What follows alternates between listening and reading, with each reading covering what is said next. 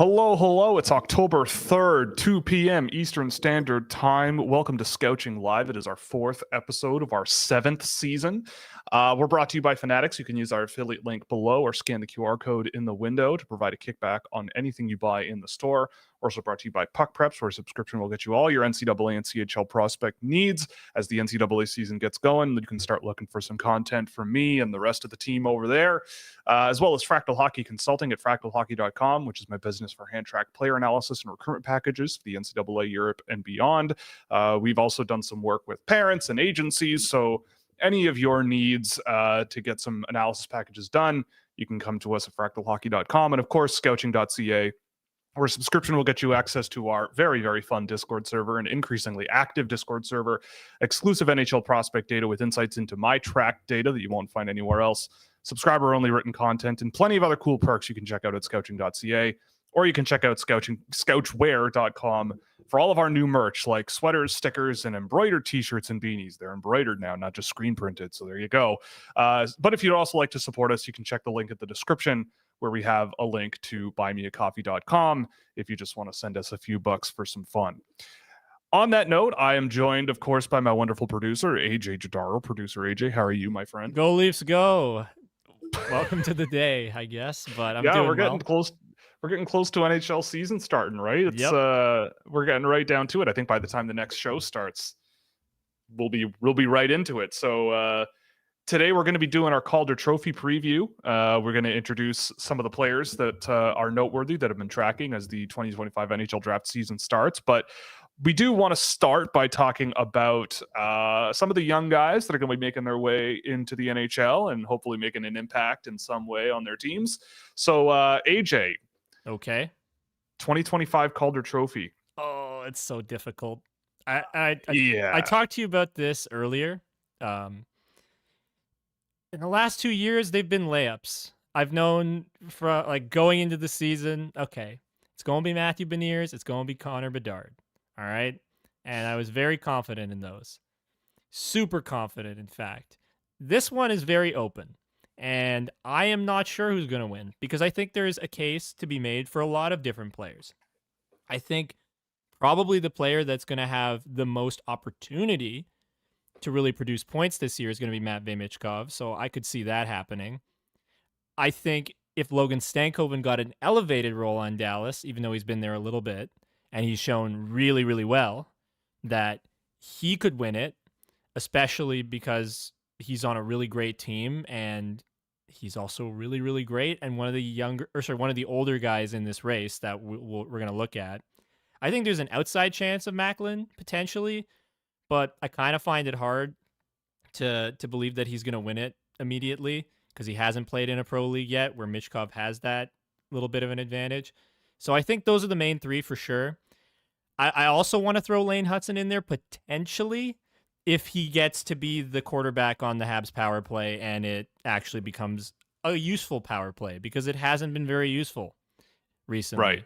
So I think if they give him the keys on that power play and he can really produce points, like if he puts up 60 points with as like a power play one quarterback, I think there's a real good chance for him to win it. But I would say right now, Matvei Michkov is probably the guy I lean.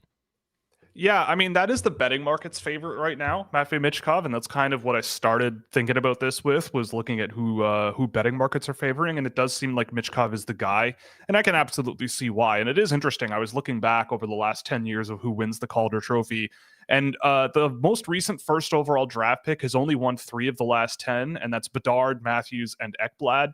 And a defenseman has only won 3 of the last 10 as well. So it's odds are that we're going to be looking at not Celebrini. And honestly, like I watched the game that Celebrini played, the only one that I could find available on my video services. And I thought he looked really, really good. Like I'm not saying he like doesn't look out of place as an NHL player. He's going to play and he's going to look pretty good. But in terms of being that, like you said, preseason sort of shoe-in guy, where it's like I can like a Connor Bedard, right? Like you can see pretty quickly that like amongst all the young players, they're going to be right there. I don't know if I could say the same thing about Celebrini, especially because I do think that this is going to be a pretty good year for rookies. Like you look around and you mentioned a whole lot of names there. And a lot of them are on my list. Like the guy for me is Stankoven because I mean he is barely eligible for the Calder Trophy for starters, but like when he did play those 20 something games in the NHL last year, he looked great. Like honestly, like a difference maker of a hockey player, a guy who at both ends of the ice was making an impact, a guy who has the offense. He has that like look at me quality, right? Like I feel like a lot of the Calder Trophy also comes down to coverage and who makes themselves known as, I think that's Yes, the reason that's why why it's I put Lane Hudson in there. yeah, like I think that's why it's so hard for a defenseman to win. Like like Brock Faber last year was one of on paper the best defensive players out He there, was especially outstanding. when you consider that he was playing like 30 minutes. Um and so when I look at Stankoven, I go, okay, or when I look at a guy like Lane Hudson, I could see something maybe there as well, but for a different reason. But he has that flash, that pizzazz that's going to catch people's attention. Stankoven is going to be the guy though that I think I would put money on right now because he'll play minutes, he'll play on the power play. I would think he has performed really well in the NHL already. There's just fewer question marks. But I do have Celebrini as my number 2. I think that there is a possibility that he'll have the same situation. He'll get tons of usage. He'll get put in good positions to score. He'll be a guy getting lots of minutes, power play time. He'll put the puck in the net, and all eyes are going to be on him this year, right? Yeah, Um, I can see it. the other one, I don't think you mentioned him, but I am curious about Cutter Gauthier because I feel like that guy will also have a lot of ice time. He'll have that pizzazz to him as well. Like I watched a couple of the NHL games that he played last year, and you know what? He's still Cutter Gauthier, but that's not a bad thing. Like he's a guy who, if you give him the puck, past the center ice line going offensively, he's got the dangles, he's got the shot, he's got the size, he's got all the things that people are looking at and paying attention to that I think he'll put the puck in the net quite often as well. And there could be an argument that he's on that echelon. And then Michkov and Hudson are the other two. I mean, Michkov is going to play. He's looked really good in the preseason when I've seen him. I've seen a bit of him in the preseason, and whatever I have seen is quite good. I see why he's the odds-on favorite, but I think it's going to be really, really close. And then for me at number 5, I have Hudson. And I mean, look, I love Lane Hudson, and I did data work on both of the games he played in the NHL last year, and one was much better than the other, but they were both pretty darn good. And I think it'll be very interesting to see what happens because I think there's going to be people out there who will hold him to an artificially high standard, being as small as he is, and maybe there's going to be people out there who go, well, he's not Cale Makar, so we can't give that to the Calder to a guy like that. But here's what I will say about Lane Hudson. He's playing in Montreal, so there's going to be a lot of hype That is around very him. true. And I think that's a big thing to consider when you think about this because you do get inflated a bit when you play in the bigger markets. It's just natural. Yeah. And so I think if he really takes the role of a power play 1 quarterback there, scores 60 points, then he could it might just be over. But I'm not confident that that's going to happen immediately. I think why I'm not so confident in Cutter Gauthier, but you've made some good points, and I've also thought of another one that if Anaheim's good and he seems to be the reason for it, then he might just win. But I don't know that that's going to be the case. I don't think Anaheim is near a playoff spot at this point. Like they're better, but I don't think they're there quite yet. Where I think with Michkov, he's going to get like Gauthier and Michkov are going to have the same opportunity. Like at least that's what's projected. They're both second line, both top power play. And if I have to bet on which one is better, like because they're both going to get similar deployment, I'm betting on Michkov. So I think from a deployment standpoint, I think Michkov has the best chance, and I think Michkov is the best prospect actually that we've talked about. So that's why I would have him there. But I really think it's going to all come down to how these guys get utilized. Because Logan Stankoven, very good player on a very good team, right? Where he's not going to be the focal point of the offense necessarily. Like he's a really great punch in it, but you can use that as a knock, kind of. It's like, oh, he's going to play against weaker competition. and he is on the second power play unit. That's what's projected currently. So he's not going to have the same amount of time. But Dallas has always kind of run it as like two different power play units, like a 1A, 1B, which I don't think is really necessarily the most conducive thing in terms of like points, like good, like sustainable points, at least in like from my time playing fantasy hockey. Like when like I stay away from Dallas's power play a lot of the times because of that. But and I think that'll weigh in to the conversation of who's going to win this, because a lot of these awards come down to points. They just do. Yeah, I mean, someone in the chat also mentioned Simon Edvinsson. I think that's a big uphill battle to work in there because I don't think he plays. I don't think he plays like he does have that flash, that fun side to him, but I don't think he gets the chance to utilize it that often in the NHL. Like I remember watching him in the NHL last year, and I feel like he's much more of a two-way impact guy right now, and like still sorting out the finer details of playing at the NHL level. And I see the comment as well that he's playing top pair with Moritz Seider tonight in Toronto, which that'll be a great thing to watch and see how that goes. But I just feel like the bar for the Calder Trophy is like really, really, really, really high. And I think there's a lot of really good, fun players that are going to play a lot of minutes and be given the chance to step up on stage and do the thing. And I was looking back while you were talking at the last 10 Calder Trophy winners, and you are right. Like a lot of them do play on teams that are not at the top of the standings, right? Like they're teams that, maybe you make them better, right? Like that's kind of where they're looking at. Yeah. So we'll see what happens. I mean, I think it'll be a great year though for rookies. I think it's going to be a lot of fun. Like I think that the level of junior hockey and the level of young players just as a whole over the last 5 years or so, it's just like there's been a lot more of a lot of fun coming out of the junior level these days. I would be curious about some dark horses, and I just thought of one after watching him in the preseason last night. And it's not so we'll start with that one, and you might have a chuckle. But another guy who has just been tremendous amounts of fun with pretty good results in preseason so far is Denton Mateychuk. I don't think he's I don't think he's a Calder guy. No. I don't even know if he'll be a full-time NHLer in the NHL. But you want to talk about like a Lane Hutson pizzazz, aggressive offense guy who might play a lot of minutes if he does crack the team, get power play time, maybe. I don't know. He's not taking it from Zach Werenski. Right? Like, well, unless Zach Werenski gets hurt, which is a very common occurrence, unfortunately. Very possible.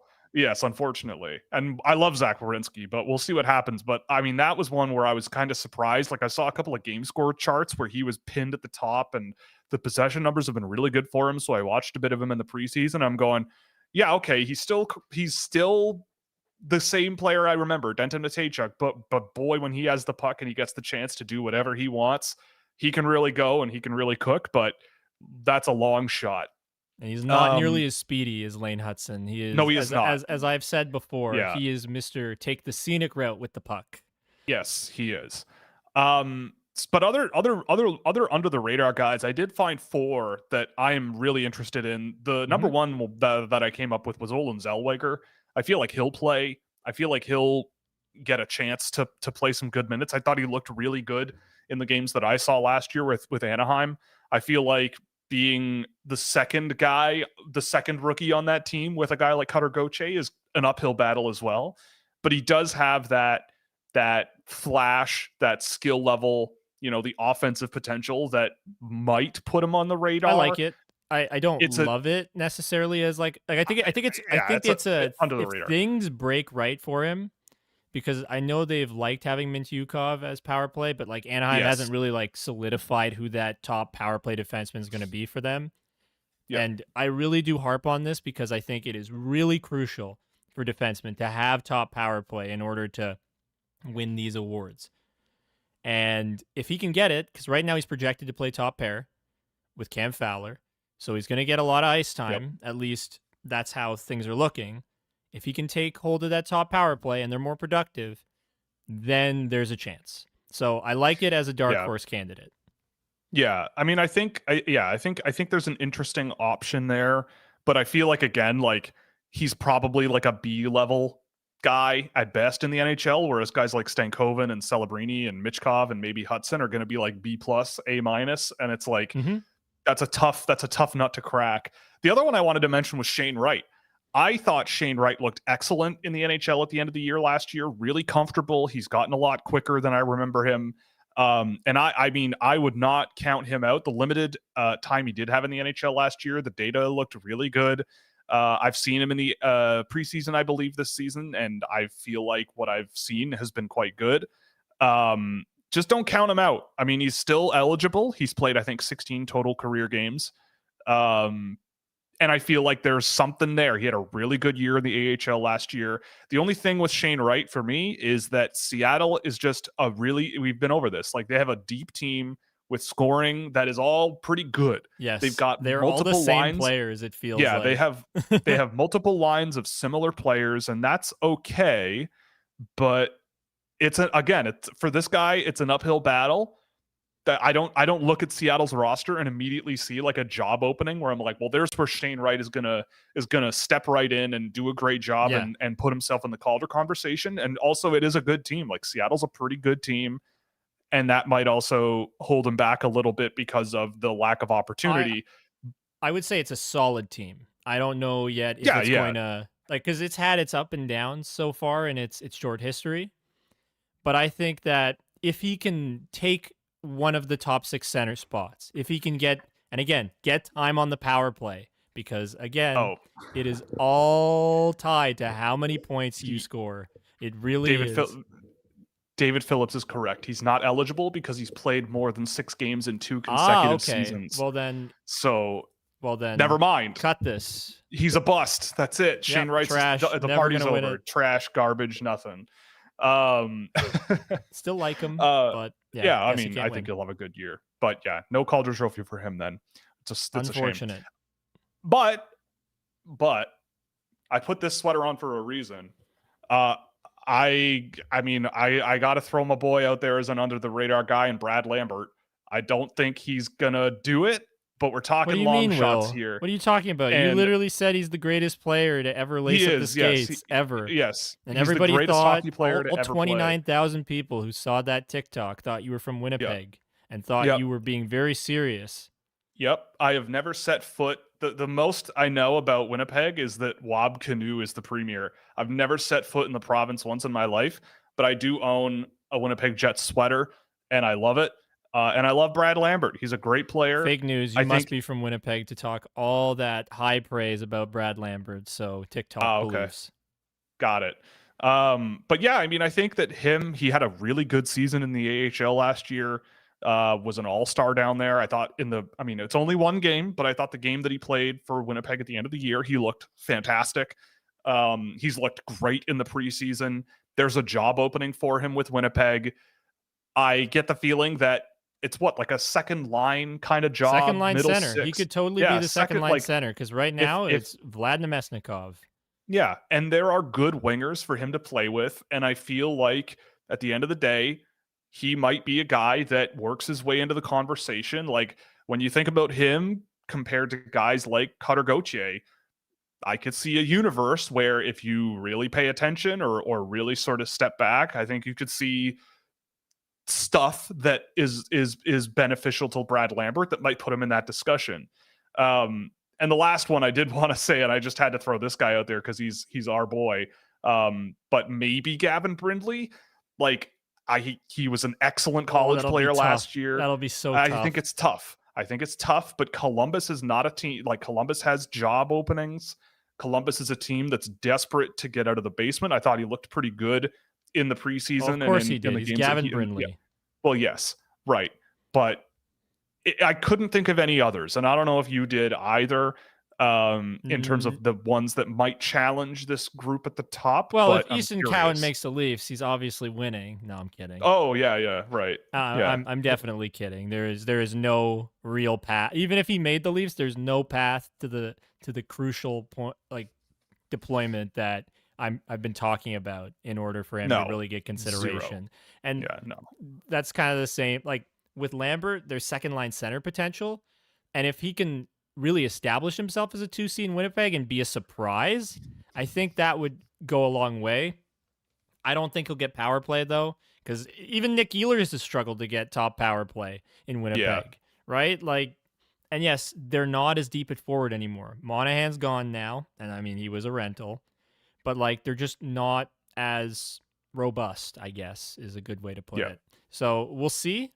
I'm rooting for Brad Lambert though. Brad Lambert all the way. Yeah, I mean, I think that it is important to keep in mind like the rules that these guys are going to have. I mean, Connor Bedard last year, like he spent a bit of the season injured, but it was the Connor Bedard show in Chicago last year. Brock Faber kind of wrestled his way into the conversation, and I don't think it was particularly competitive when the voting came down. I'm pretty sure Bedard won quite handily. I could be wrong on that. But Faber was pretty. Who watches real defense and well, exactly, the Minnesota right? mild? I mean, okay. Yeah, but that being considered, I thought Brock Faber did an extremely good job making a case for himself and getting the votes. But I don't think it ended up particularly close. He was very good and probably deserved way more recognition than he even got because he's a very good player. Underrated fantasy hockey defenseman for you to draft this year in redrafts. Actually, correct. Yeah, you can scoop him up real late, and he does a lot. So yes, it's got top power. Yeah. So I guess if you were putting money on the table, it would be Michkov. I guess, right? And he's the odds-on favorite right now in the at the betting markets. I would want to bet on Stankoven. I would, but it's just like there's too many things going against him that his teams are like. I may have mentioned that his team's already good, and what's he going to do? Like they're already a good team, so he doesn't like he makes them better, but does he make them from bad to good? No, he makes them from good to better, right? Like I think that does play into effect, and I also think that there's also like the newest guy in the league, generally speaking, like because Logan played a lot, like he played in the playoffs. People know how good he is. I feel like a lot of the time you get your like he's already gotten his flowers kind of thing. They're going to try and dub somebody else, like crown somebody else kind of thing. Yeah, I agree. Unless we'll he's see what happens. Undeniably good and has like an 8, like is almost a point per game. Like he'd have to have an outstanding year, like well above the rest of the guys in order for him to win, I think. Yeah. I mean, obviously the NHL season hasn't started. I don't know if the Calder necessarily like gets completely out of what people are really expecting on a given year. Well, it was very different than I thought last year. I thought it was going to be the Brock top Faber 3. Actually last year was unexpected. I thought it was going to be the top 3 from the 2023 draft as like the top 3 guys, but it was mainly just Bedard, and unfortunately for Adam Fantilli, he got hurt. Even Leo Carlsson like got hurt. Well, and also was played sparingly. Like they brought him along where he started 1 every 2 games kind of thing. Yeah. Sometimes he'd be out for 2 of 3 just because they were pacing him and bringing him along more smoothly. I like the Gavin Brindley shout. It's just tough with the deployment. Yeah, it's tough. Yeah. And that's really what it's going to all come down to. So if you're into gambling and be responsible, be safe, bet on the guy who's going to have the best deployment. That's my... That is very true. That's my words of advice. Yeah. So what I wanted to do from here, now that we've talked about the Calder Trophy, is talk a little bit about future Calder Trophy candidates, maybe. Yes. Yeah. Sure. Yeah. But basically, just kind of go over some content plans, I guess you could say, like adding some more structure to the show, especially when it's just AJ and I. Adding some more content to the site, which there will be more probably next week that we can chat about. But basically what we want to do is on the show on Thursdays is essentially go through some of the really notable players. Because what I used to do was list all the names tracked and just kind of pop through them really quick. But what I wanted to do was go into more detail about the ones that I felt like there were players to go into detail about. And also we're going to be doing updated Calder Trophy sort of power rankings over the course of the season. And so we're also going to be expanding things on the content side by doing like a drafted prospect of the week update video kind of thing, and taking a look at a player who's out there and some video of the player, and just basically making it more focused towards an NHL prospect just to provide more content to you all, especially now that we have some more help on the editing side, thanks to Mr. AJ and friends as well. We're also working with Tony on further developing what game tape is going to look like. And I believe he said something like next month or November he was going to, well, it is next month is November. November, December, I think was when he wanted to start getting those going. So you can mark that on your calendars. Sometime in November, I think we'll have stuff up. Maybe late October if we're very, very lucky.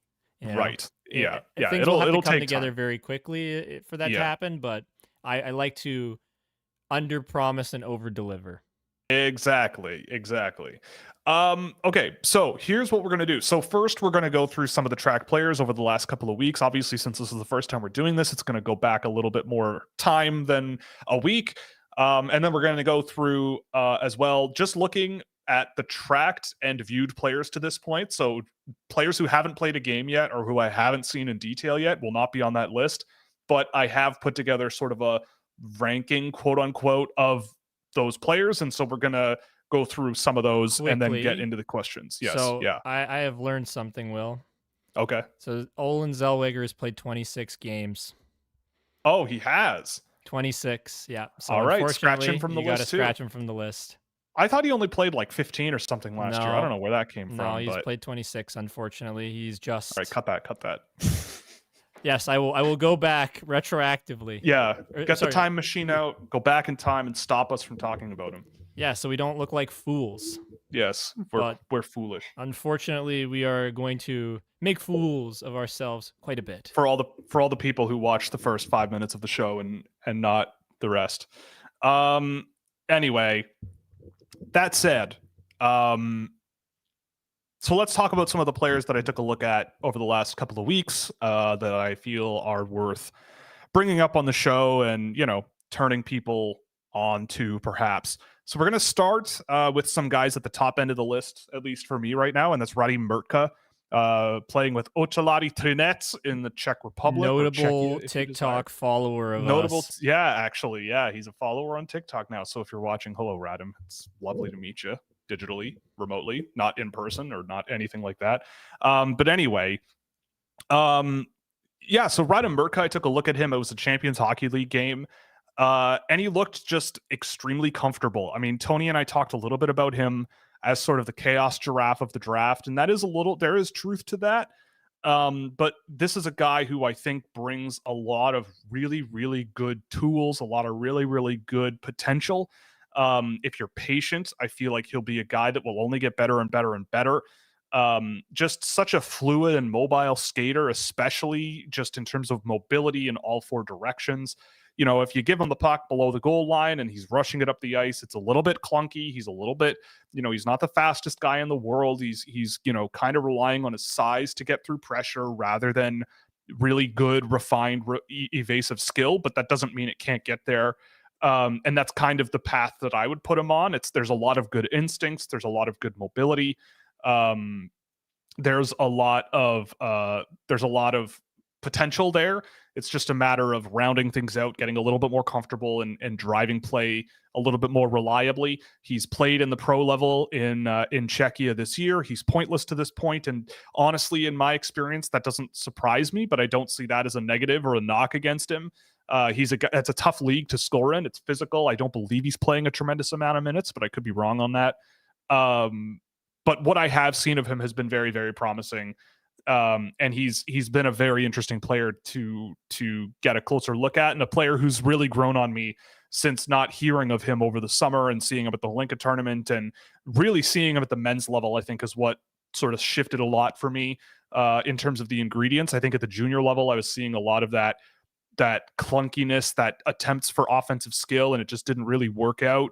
But at the men's level, you see a lot more refinement and a lot more intelligence in his game, and just simple but effective play with those moments where you're like, oh, I see why you're very interesting to people. The other one I wanted to talk about, we got a lot of questions about this guy over the last little while, and I know he's off to a really hot start in Sweden, so I took a look at him, and that's Eddie Genborg, playing for Linköping in Sweden. I tracked a game of his. I watched another one in the last couple of weeks. I I see why people are drawn to him. He's a physical wrecking ball of a hockey player. There was definitely a lot of hits that he was throwing around in the game that I tracked at the junior level. He definitely has, I think, a lot of things that NHL teams are looking for. He's not small, but he gets to the net. He attacks the net. He keeps it simple but effective. If he's battling along the boards, he'll give a quick shoulder check in the battle and try to throw the puck in front of the net. And that's kind of where a lot of those sort of numbers came from on his end. I do with him worry about the pace of his game. He's a bit of a supplementary guy on the ice. He's not sort of the, it all comes back to where you want to put him in the draft, right? Or where you want to pick him. Rather than, like, is he good or is he bad? I mean, I don't think that's up for debate. I think he's a physical, intense player who brings a lot of really strong, simple goal scoring instincts to the game. He just keeps it simple. He keeps it effective. It's just that in terms of outside the offensive zone, he was a little bit more invisible, a little bit less effective, and just wasn't the dominant sort of guy that you would think when looking at a guy with that kind of production. But he's a good player. I think as an individual sort of physical dude who can keep that game simple and effective, I think there's something there. I liked him when I watched him. I just didn't see this elite level power forward guy in this draft class that I think I'd have in my first round, but definitely on the list for this season. So I would imagine that is more translating to a third line, fourth line role based on what you're saying. I would think so. Yeah. Like I have him penciled in my second round, right? Like, and you get him, you can develop him, you take your time, you get a physical guy who's willing to compete. He gets physical. He can get quicker over the years and see what happens. I also do want to take the opportunity to talk about little Ivan Foman again. Dylan and I actually, after the show on Monday, we started chatting more about him because he sent me unannounced. He sent me a clip of him getting absolutely destroyed in the corner in the offensive zone. Someone just rides him into the boards and just removes his soul from his life. And I asked straight up after that, I was like, well, did he die? Like, what happened here? Like, you got to show me the next 30 seconds. And he's like, oh no, he got right back up, chased the guy down, got the puck and threw it out in front. And I'm like, well, that sounds about right. It's like, okay. It's like, okay, I get it. Like this guy goes, he's a goer. And the game that I tracked, he was excellent. And that's not just me saying that because I like players when they're small. Just to run through some of this. I mean, again, one game, I want to say one game, but he is playing on a team in Vladivostok. And if you don't know where that is, Google it. Oh God. And he was playing Far East. And he was playing a team in, what was it? Dynamo Moscow, I think. That is so far one of west. the best Moscow programs there is. So this was not nothing, but it is one game. But of all the shots the team took on the ice, he was responsible for taking or creating 77% of them. 40% of his passes were slot oriented. A very effective offensive transition player, high involvement, pretty solid success rates. He was perfect carrying the puck. The only areas where he wasn't great was sort of settling pucks in the neutral zone and getting moving in stride. A lot of those times he would sort of bobble it or fumble on his pivots or something like that, which for a small player, you probably want to work on. But again, I don't believe that that's going to be a long-term issue. He's explosive. He goes. He works hard. He worked his tail off on every single shift that I was watching. He drove, what is this? Like, I'd say I'm looking at the data myself, but of all the shot attempts that his team took, 25% were Foman from scoring areas, both almost an even split of medium and high danger. So from in front of the net or from mid-range, he was there and just was all over the ice, especially in the offensive zone. He generated a ton of offensive zone turnovers in the game that I tracked as well. So everything with him looks pretty darn good. But again, he's 5'8" and like 140 pounds. But he's a guy that I want to watch more over the course of this season. And I've seen lots and lots of small players who they don't pass the smell test. I don't think it's gonna it's going to be enough where it's even worth really looking at. But just the way that he plays and everything, like, I swear, if he were 2 inches taller, I feel like people would be talking about him more already. But he's not, unfortunately, and we'll see how things go. So just because you mentioned Moscow and Vladivostok, you know what the distance is between those two cities? I'm going to guess 6,500 kilometers. Oh, it's more. Holy crap. 8,000 meters. Kilometers? No, it's more. Wait, yeah, kilometers. Okay, just give it to me. It's 9,000. Oh. Vladivostok's closer to Edmonton than it is to Moscow. So is that what's the circumference of the Earth again? Is it like 40,000 kilometers? I should know. I used to know this off the top of my head. But it's crazy. It's a significant portion of the distance around the Earth separate from each other. So welcome to Russia. Yeah, Vladivostok is like the southeast, like far east, kind of close to, like, kind of. You may as well be Japan. Yeah, yeah, you may as well be Japan. Yeah, I believe at some point in history it did belong to. It did. I'm pretty sure. Was it? Oh, I don't think it was Japan. China. I feel like China. There was a Chinese empire that. I don't know. I could be wrong. I'm not up to date on my Asian history from hundreds of years ago, probably. Neither am I. Yeah, fair enough. All right. But let's flip the coin to the other side and look at a big boy. I've been really impressed by William Bell on the NTDP in the US. There's a few big boys on that team. Sean Horkoff's son is on that team, and I took a look at him last week, but I always have been more drawn to Bell. Big, aggressive guy who just goes out there. I think there's real good pace in his game. There's a good amount of intensity. He threw a ton of hits in the game that I did. But also just, again, similar to that Eddie Genborg, went to the net, got involved around those areas and drove a lot of shot attempts from that area, but I think did so with a bit more fluidity and more quickness offensively. Not the most offensively involved player in transition. He was kind of a supplementary option in that area. Didn't get a whole lot of puck touches outside the offensive zone, but I mean, he's a big guy that could play on my team any day, just with how physical he is, how quick he was for a big guy at his age, especially. A guy who goes to the net, does all those things that you want him to do, and drove pretty good data as well. He was throwing quite a lot of passes to the middle of the ice in the offensive zone as well. They weren't received, and I think a lot of them were maybe not the most calculated plays, which happens a lot. But I'd rather you try that kind of thing, because that's how goals are scored, than eat the puck along the boards and make it a 50-50 puck battle. 40% of his pass attempts in that game were slot oriented. There weren't a ton of them in the whole game, but quite a few of them were based in the offensive zone and headed to scoring areas. So, but again, also a very, very defensively involved guy in transition. He was chasing guys down. There were a couple of situations I remember where he was left behind and just worked his tail off to cross the blue lines and chase down the puck carriers and get involved that way, and at least try. One of the pitfalls in my data, I'll say, with him as an example, is, you might look at the amount of possession that the opponent maintains transitioning the puck against him.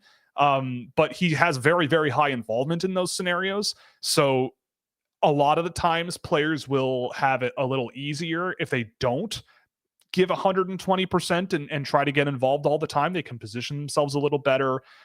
They can time a stick check a little bit better. They can play it a little more conservative, which is okay as well. Like, you can get away with that. But with this guy, he's physical, he's intense. And there was a lot to like with him that definitely will be in the back of my mind. And I've seen a lot of the NTDP based on since the last Monday when I said I was going to be doing them.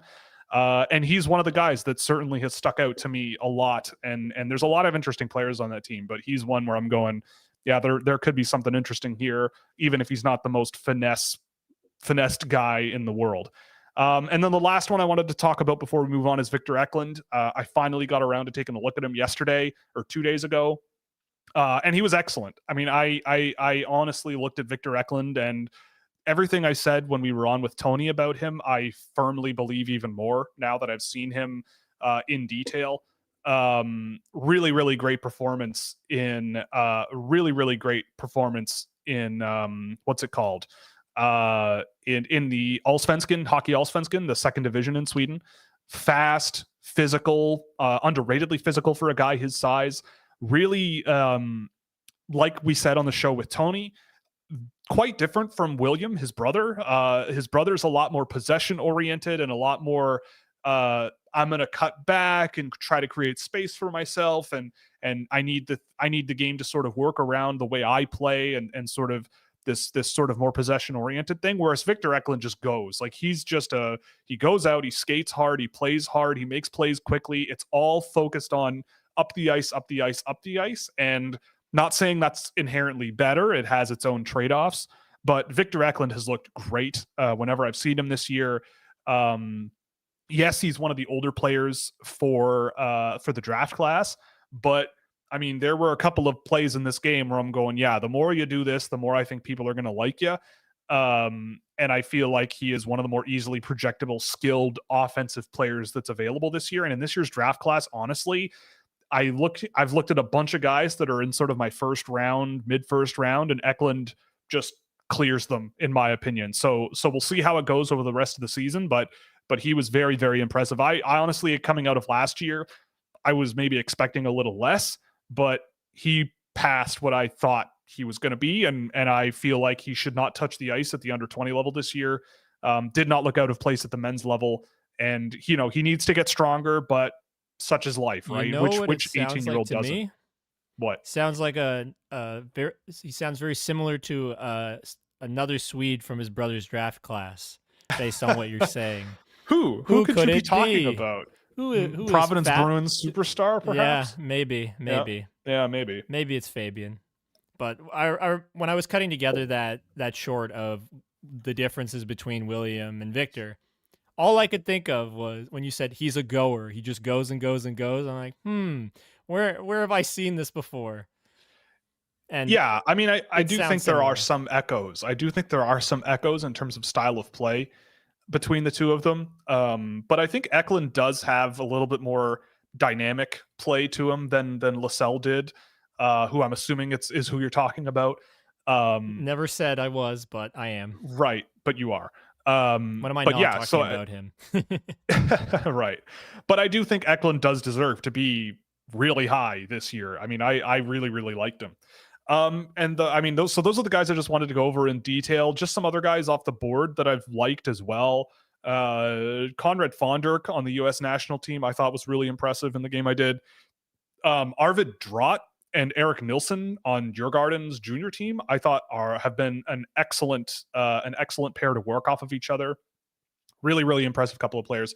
And Nikita Poltavchuk with Staldnia Lisi in Magnitogorsk, really smart defenseman, really good puck mover, who I think it's about time I get a second game of pretty soon, because I liked what I saw of him. He's a talented kid, and we'll see what happens with him. And I haven't heard much about him. Sounds like all great names. That's why they're dark horse picks for you, because at some point, that's what separates players, how cool their name is.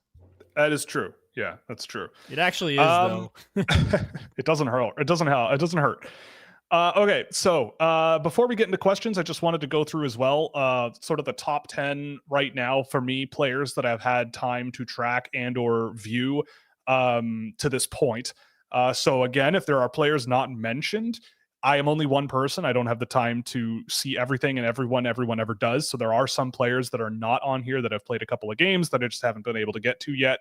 Generally, when I track guys as well, I usually like to give them at least 4 games to get their feet going and get the game under their feet, because their first couple of games might be a little sloppy and weird, and a lot of guys are still in NHL camps, so the teams aren't as good as they likely will end up being. But anyway, regardless of the players that I've had a look at here, we're going to start at the top with Porter Martone. Again, James Haggins has not played yet, so don't at me. But I love Porter Martone. I saw him in person last weekend at their season opener, and he was great. He had 3 points, I think, that night, and was physical and all over the ice, making plays, shooting the puck, everything. Michael Misa, I took a look at. I haven't done any games of him yet, but I watched one of his games this season. Thought he was super impressive there. Just another sort of level of dynamic play. He's scored 7 goals in his first 3 games of the year, so that's a plus, obviously. I imagine they were a lot of tap-ins because as I've been looking to create maybe some sort of editing content Right. for some upcoming projects we have, I saw a lot of Michael Misa goals where he just was smarter than everybody else and tapped the puck in. So I would not be surprised if that's what a That lot of is those were. so far that's been quite a bit of it, but yeah, I mean, I'll be doing a game of him data wise probably next week after this weekend, so we'll get a better look then. Victor Eklund comes in for number 3 for me. Then Adam Banak and Roddy Murtka. Those guys I'd say are interchangeable, but I did Banak this week. I thought he was okay in that game. We'll see what happens with him. LJ Mooney is up here. I loved LJ Mooney, but he didn't get much done in the game I did. But if you want to talk like undersized, but super, super skilled, super slippery, and really aggressive and physical, he's a good example of that. He does not take a foot off the gas pedal at all. Eric Nilsson is on here as well. I've loved what I've seen of Eric Nilsson. Just again, like the type of center that I'm looking for. He may not be the strongest guy in the world, but he moves the puck super, super well. Sees the ice really well. He's selfless. He enables his wingers to score. You know, he enables his defensemen to help break the puck out. He does everything kind of that you want in a center to stitch the team together. Then Roger McQueen comes next. I did a game of him, and how did he compare to Michael Misa? No, I don't know. I mean, look, I get why people like Roger McQueen. I get it, but sick name. I'll say name. this. It's early in the year, but my impression after watching the game of his was he looks like a guy who has been extremely big for many, many years in his career, and the game has come to him. Like he wasn't really doing a whole lot unless the puck was on his stick and it was in the offensive half of the ice, which is fine. And there were some scenarios where he took on 3 guys and stick handled his way through it. But is that projectable? Is that something that you really want to see over and over and over again? And sometimes it didn't work. His results in that game that I tracked were mediocre. And I just saw him, soft in the corners defensively, losing battles when he would get involved, and just sort of not like I would, if I were coaching him, I'd go, Roger, you're 6'5", you're huge, look like play like it. Like it seems like he, pucks were coming his way off the puck. He would stick an arm out and try to poke it free, not really moving his feet, right? So it's those like kinds of a things. similar thing to Kobe Barlow, maybe, where you big dude, right, and got a lot of production. Like, is that a similar thing for you? I think it's a little different. I think McQueen is a more skilled player. When he has the puck on his stick, he's making a lot more happen than Barlow did.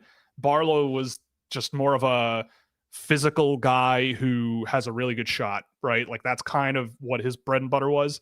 McQueen is a little, I like McQueen quite a bit more than what I remember of Barlow. And McQueen, again, like he's in my top 20. Like it's not like I don't, I can't stand the guy. It's just when I look at him play, I see issues that I think are going to take time to get over, and they're going to be tough to overcome. Mm-hmm. Not saying it's impossible, but I mean, again, it's like if he goes second overall, sure, I guess I see why, but I would be more than happy at 15th or 16th going, I'll let someone else do that, and I'll take whoever's there at 15. I don't mind him. It's just it was a tough game from that, and we'll see where things go from here. Behind him, Lyndon Latkovic, a guy in Moose Jaw who I really liked.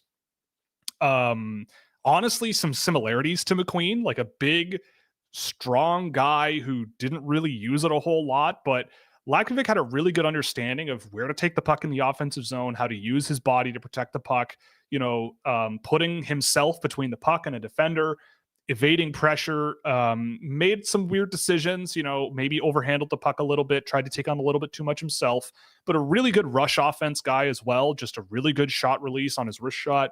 And I thought that he looked pretty darn good in the game that I tracked of him, and just a really smooth, tall skater who brought some good stuff to the game. And then the last one I wanted to bring up for 10 was Ivan Ryabkin. Again, we talked about him on Monday. Really skilled, really fun player. I think there's an underrated physical side to his game, but I want to see more of him. I was a little underwhelmed in the game that I tracked. He drove pretty good results, but I just felt like a lot of it was I'm going to take on players in the Russian Junior League one-on-one and embarrass them and do it in a way where where me being me, I don't see it really working long term, but there's a lot of talent there. He's really dynamic and he's a lot of fun. So in case you're unaware, the guys that I do have penciled in on my rankings in that range that I haven't gotten around to looking at yet or tracking is Hagens, Anton Frendel, Logan Hensler, Cullen Potter, Matthew Schaefer, Jackson Smith, Cameron Schmidt, and Philip Ekberg. So there's that. Those are the guys where they might be in that group, but for now they're not in there. And so yeah, there and just you go. reiterating, these are the top 10 players he's seen so far. Not a top 10 list. Seen enough that I'm comfortable to, put them in a range. Put them in a box. They're not in there yet.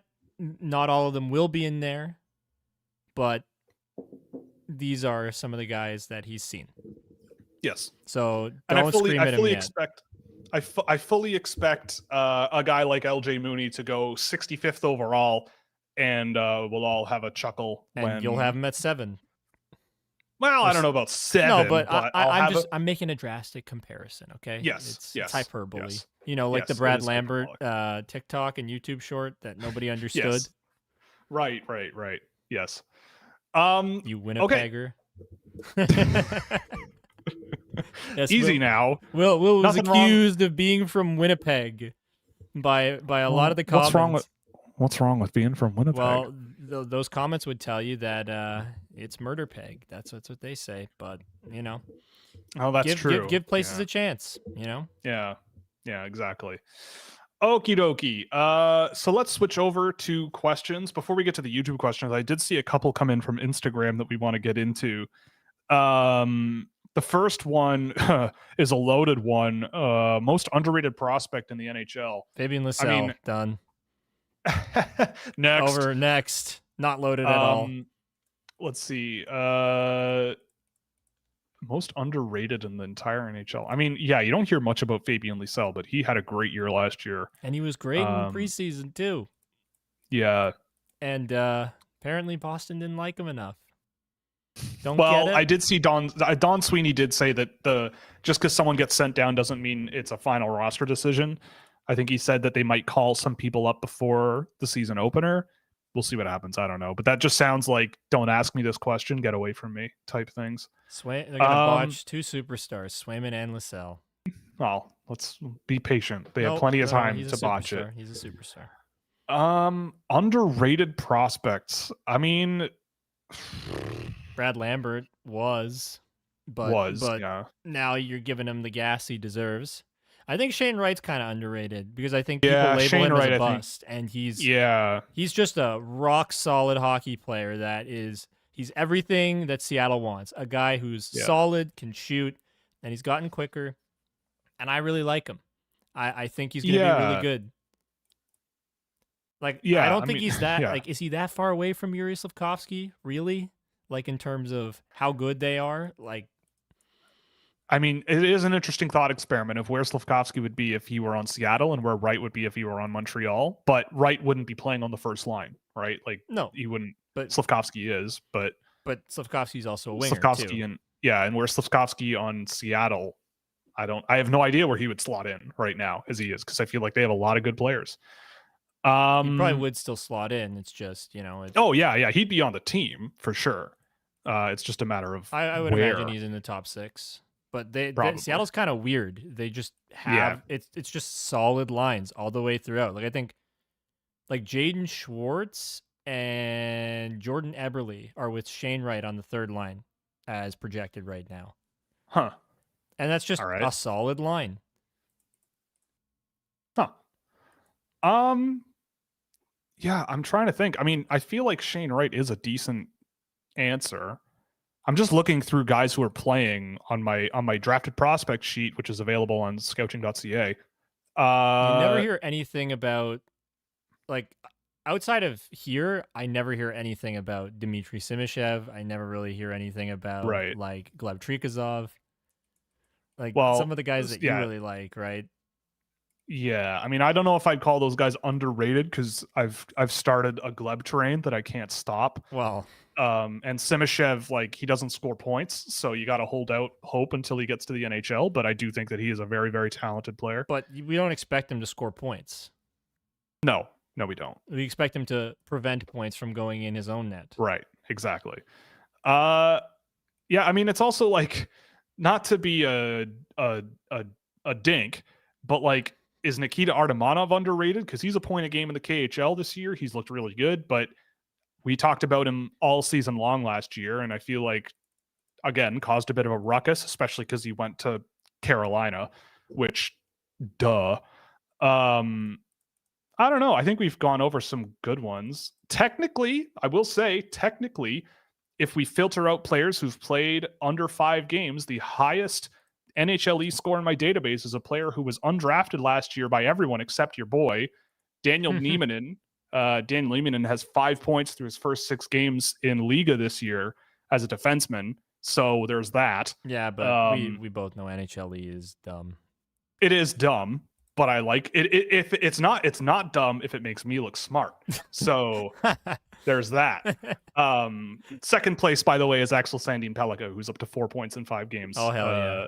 Yeah. So, and he's another good one. I don't think people talk about a whole lot, but in terms of offensive defensemen, I think he definitely gets a lot more gas than a lot of the other guys. I feel like he's properly rated. I just think we haven't heard his name recently because I think Red Wings fans are more in a panic about what Yzerman has actually done instead of our future is so bright, like it has been for the past 8 Priorities years. Have shifted. You know? Yeah. All right. We're not the new Buffalo, we swear.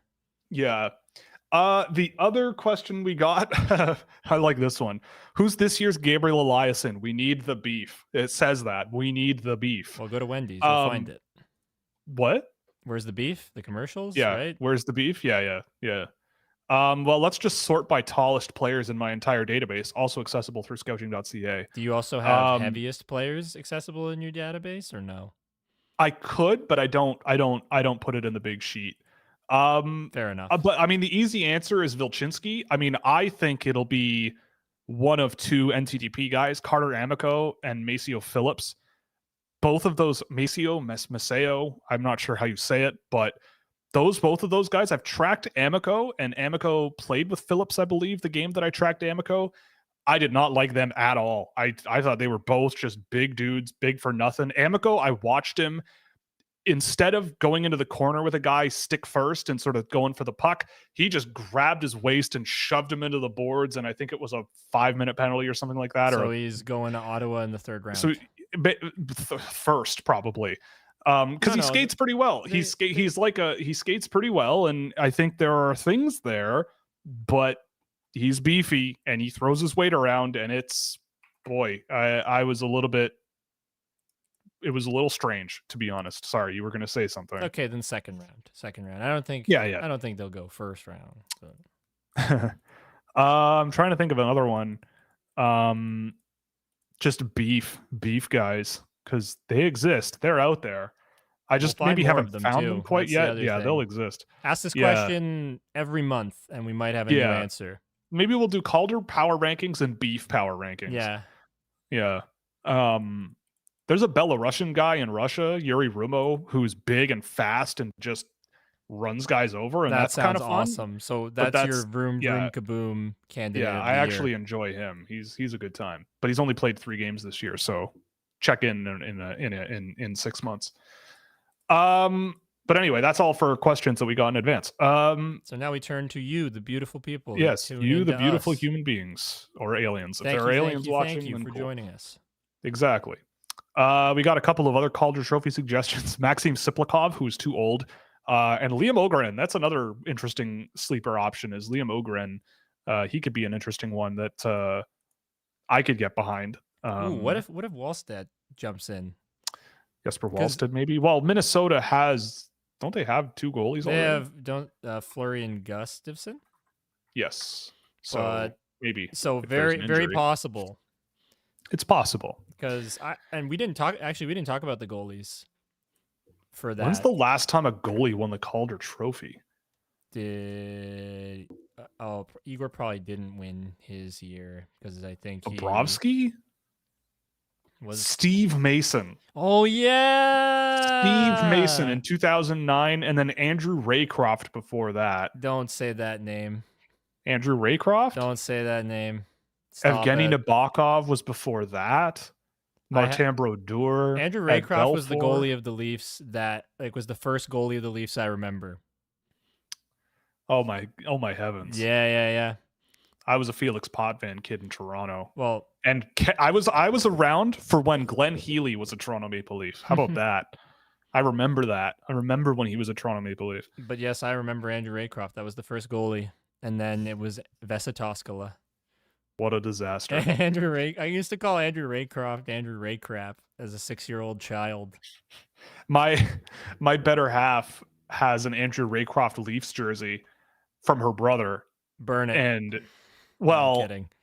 I don't think, I could be wrong on this story, but I believe they did not tell her the story about Andrew Raycroft, and she wore it to a game. Oh no. And it was like, yeah.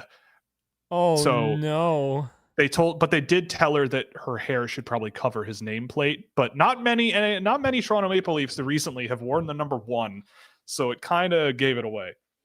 But anyway, not a great time. Could have been Johnny Bauer, but sure, yeah, it could have been, yeah.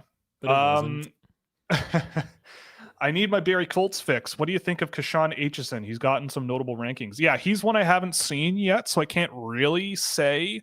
I will say that at the under 18s last year, I thought he looked solid as a defense first physical defenseman. We'll see what happens. I wasn't blown away by him, but I did see some really good physical tools there. Pretty decent shot as well from the point. But I'll check in on him probably the week after next when he's played a few more games. So you can ask me then, and we'll see. Do you see Zach Bolduc developing into a top 6 scoring winger? No, I don't think so. I've seen Bolduc a lot.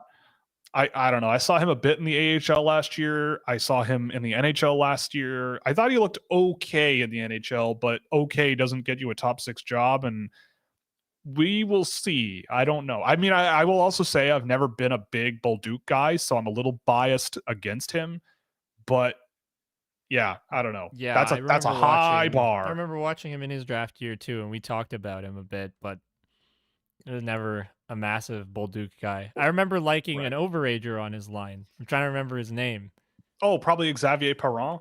I don't think that's Is that who it was? It's somebody else. Cedric Pare. No, it's not Cedric Pare. This guy was hockey player of all time. This guy was a forward. I assure you, he was a forward. So it could not have been that. I'm trying to find the guy's name. I know I have it somewhere, like because I wrote it down. Yeah. In some because I do a similar. Xavier Cormier. That's the name. Oh, the other Xavier. Yeah. Yeah. What's that's he the up one. to these days? No clue, but I liked him. Oh, he's in the ECHL. Montreal took him. He's in the ECHL with Trois Rivières. Anyway, I thought he was better than Bolduc on his line. I really did. Well, Bolduc's in the NHL and he's not, so you're dumb. Is he? He is. Well, he was last year. For how many games? I don't know, but Perron or Cormier has played 5 AHL games. That's as far as he's gotten, and he had 0 points. Well, but I do think wasn't that year he was a overager? Yeah, I thought he was an overager. He was an overager. He was a double overager. I think. Yeah, he was at the time. I just remember mentioning him to you. Yeah. Or sorry, I remember like stowing it away that I kind of like this guy, and I remember you referencing in the first Discord server of the Scouching chat, like before the reboot, that you liked Xavier Cormier better than you like Zach Bolduc, and you said that like 2021, I want to say, and I'm like, yeah, me too. Yeah, I don't know, whatever. Yeah, someone says Hudson for Calder. I think that's possible. It's possible. Any players you've watched for 2026 besides Gavin McKenna? I understand if it's too early. I mean, I have over the years. I've caught some of these guys. I mean, Ivar Stenberg looks phenomenal, and he's got 21 points in 8 under 20 level games. Stenberg, is he related? Yes, he is the brother of Otto, who's also having a pretty good year in Malmo. But Ivar Stenberg has just been outstanding. So he's looking like a really good one. That family knows how to give out awesome names. Otto and Ivar. That's They make sick. good babies. And Stenberg's a What cool else? last name too. Yeah. I've liked Landon Hafele on the national team in the US. He's eligible next year and he's been pretty good.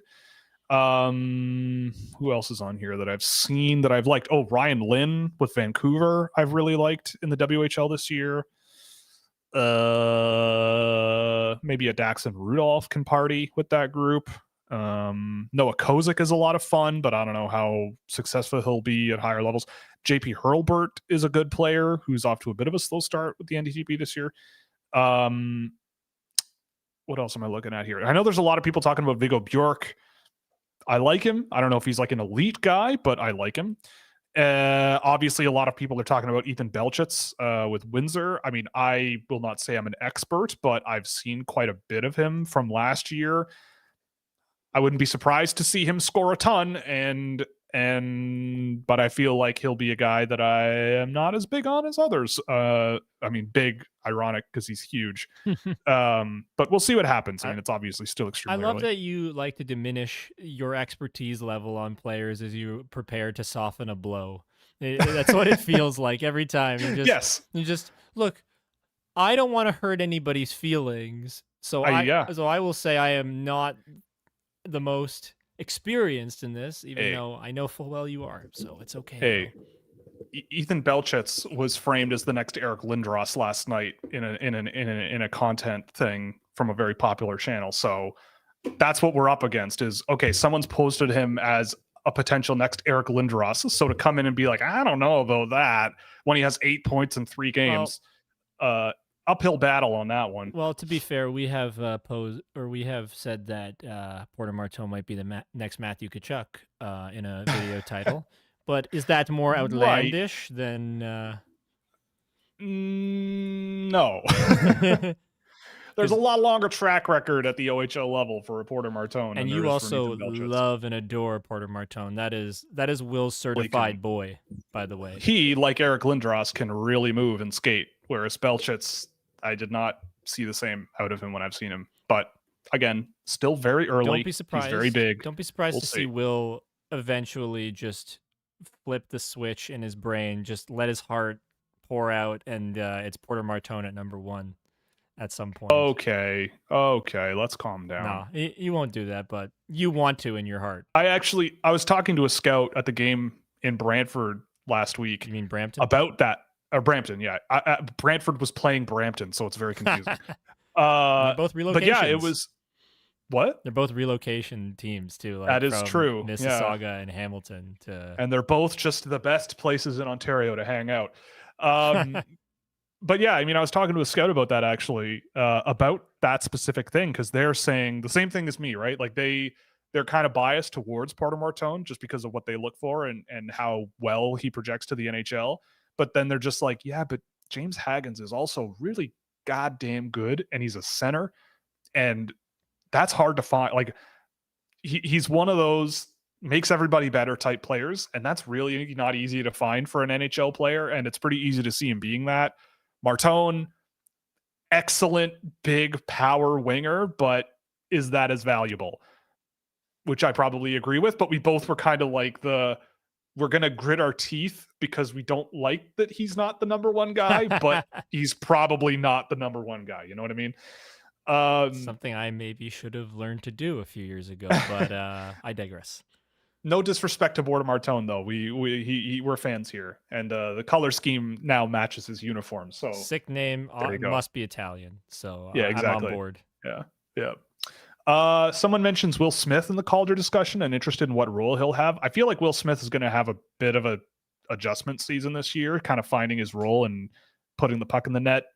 I feel like might be something that takes a little bit of time because he's always been kind of like this guy where I'm kind of wondering what he'll be in the NHL. I think he was on the betting markets as an option, but I feel like he's a bit of a long shot. He was towards the bottom. Yes. I would say that if he's going to win, he is going to have to score a ton of power play points. And I say that a lot because it is just the truth. That is the easiest way to score points in the NHL. It's not easy to score points in the NHL, even up a man, but still, like, that Yes, is the place you are going to make a name for yourself and inflate the stats for a favorable yes, outcome. correct. And Just also, watched the Rayan, Russian. no, What's that? Matt Savoy is not winning the Calder. I need to shut this Oh, down immediately. no, yeah, no. Matt I Savoy is love gonna him, but play. He's gonna he's be in the SPHL by the end of the season at this rate because of how much Rand keeps pushing him. Uh, it's gonna be like the I don't know what, like those Chinese finger traps. The more you try, the more trapped you're gonna get. Ray, we love you, but no.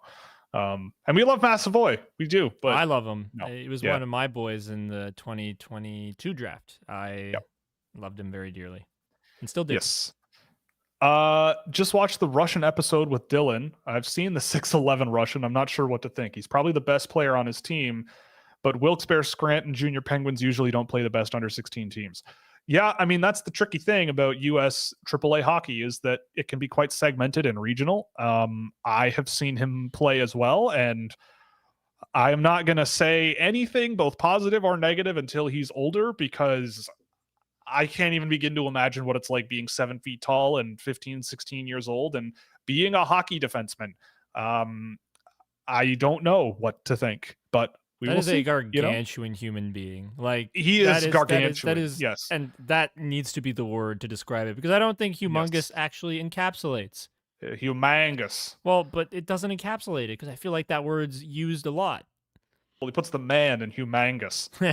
So yeah, no, it's kind of funny, honestly, watching him play because I don't know. We'll see. The Uh, gargantuan man who is going to be on a lot of he's teams' a wish lists. he's a boy man. Yeah, he's a man. He's a man boy, and it's going to Growing be into a crazy to watch man, him. so he'll grow Yeah, bigger, maybe. he once was a boy. Now he is a man. To Will quote be a Always man. Sunny in Will be a Philadelphia. man. Now, yeah, and now he will be a man. Uh, sorry, I'm on my like 8th rewatch of Always Sunny, and the Nightman Cometh always gets me. What are your thoughts on the new Amazon series from the recent trailer? I mean, I haven't seen it yet. I do want to put it on tonight, probably. Last night, while we can have an interjection at some point and talk about Survivor, because last night was Survivor House in our household. And I know it was Yes. for AJ as well. Yes, it was. What are your thoughts on the new Amazon series, though? I mean, I've seen the trailers, and I mean, I don't know. Hockey's needed stuff like this forever, It's awesome. We and need I this. think Absolutely. I think it's really cool that they're doing it. The clips I've seen, I mean, I remember the one they did for Toronto, and finishing it and going, man, I feel like the Leafs made them cut a lot out of this.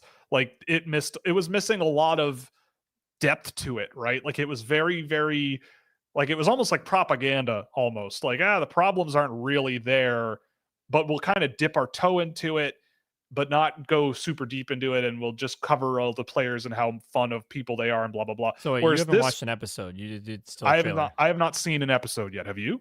No, I have not. Okay. Yeah, I have not, but by Monday I probably almost certainly will have seen all of it. But yeah, I'm a big fan of the idea from what I've seen. It looks really cool. I love to see Connor McDavid show some emotion. And again, look, Connor McDavid, we talked about this last season, but Connor McDavid shows some emotion and personality and competitiveness on camera, and the world goes crazy. Like it's like, yes, now you look like the king of this sport. Please like do you that look like more. the king of this sport. So yes, we need do that more, not just Connor McDavid, but like more. But Connor McDavid especially. Connor McDavid Yes. especially because he is the face. All right. Yeah. And it can't just whether he likes it or not. and it can't just be, oh, I won the skills competition that I helped create. Oilers fans, travel well, guys. Appreciate it. Yeah.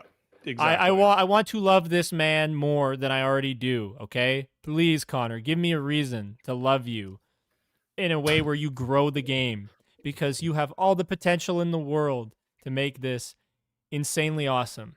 Imagine if Jack Hughes was Connor McDavid. We had the Jack Hughes personality in Connor McDavid. That would be the best. incredible thing. So, Connor, I still love you. Please do this for us. We need it. Yeah. Grow our game. It's beautiful. Exactly. All right. What do we got here? Thoughts on German Stuesdorf? Yeah, this is a Russian guy. He's a big Russian playing for St. Petersburg. I've seen him a couple of times. I've noted him for the skill level in a big boy. I get a bit of Kirill Dolzhenkov vibes out of him, but I haven't taken a detailed look at him yet. But I will. I should. I've been meaning to, and this is a good reminder to note him for later. So thank you, David Phillips. He's a real person, just for posterity. And you can ask Will next week. Sure. Well, 2 weeks from now, maybe. Yeah, maybe. Seattle has 1 billion players that make $5 million each. Yes, that's true. Again, solid players all yes, up and down the lineup. All nothing special wise, but like just really good NHLers. Yeah. Scott Morrow, outside chance of winning? I don't think so. I don't know who's he gonna knock out for big minutes. If Brent Burns Carolina? falls off a cliff, then yeah, maybe. like if Brent Burns explodes, then maybe. And then they let him take top power play. But I honestly think that Shane Gostisbehere might be running the top power play. Yeah. So I mean, he's done it forever. Like he's run power plays forever. Yeah. So I don't know if that is a feasible thing, and it's okay. Players don't have to win the Calder Trophy to be really great. No, they do not. No, they do not. It's just nice to have. Connor McDavid did not win the Calder Trophy. He did get injured, which is part of it. He probably would have won it had he not been, but still. It is not the biggest deal in the world. But Austin Matthews has that over him, and he's better for that reason. Yeah. Can you separate Radim Murtka, Charlie Trethewey, and Logan Hensler? I don't see offensive talent for any of those guys. I could all see being second pair defensemen. I will say I like Murtka and Hensler more than Trethewey. I think Trethewey is a smart puck mover who gets around well enough, but I agree with you. I don't buy the points out of him as a bastion of what's to come for him. He doesn't I don't really know if he's got the skill and creativity to be like a power play guy in the NHL.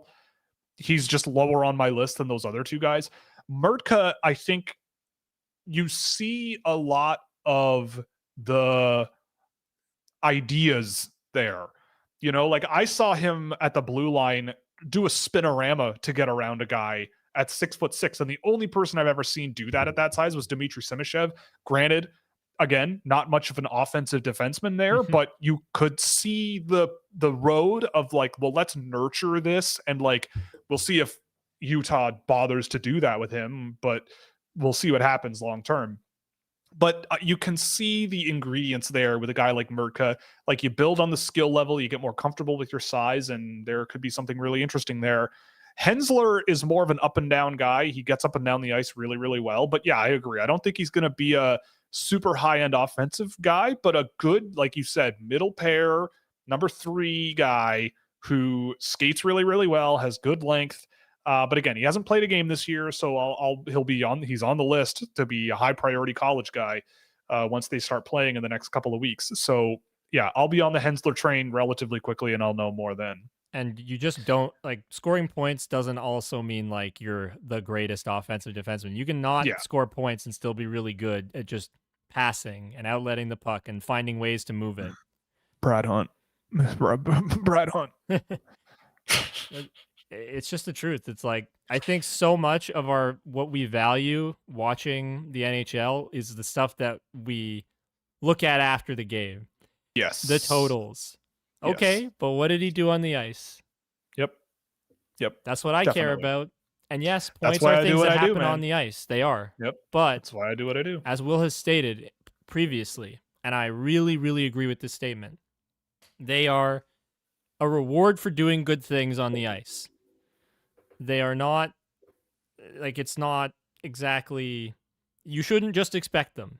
It's not a one-to-one. They are a byproduct of doing good things on the ice, but it doesn't mean you will get them. Yeah. Okay. Is Typhoon the same as Vladivostok? Yes, it's the junior team for Vladivostok. I forget what it's called. It doesn't matter. I find it weird that they put Eklund on the bumper on the power play. Yeah, I mean, that is a little strange, but he's a more physical guy than you would think. He puts his bum in the way and keeps guys away from him. I mean, that's kind of neat. How good do you think Isaac Rosin will be? I like Isaac Rosin. I did too.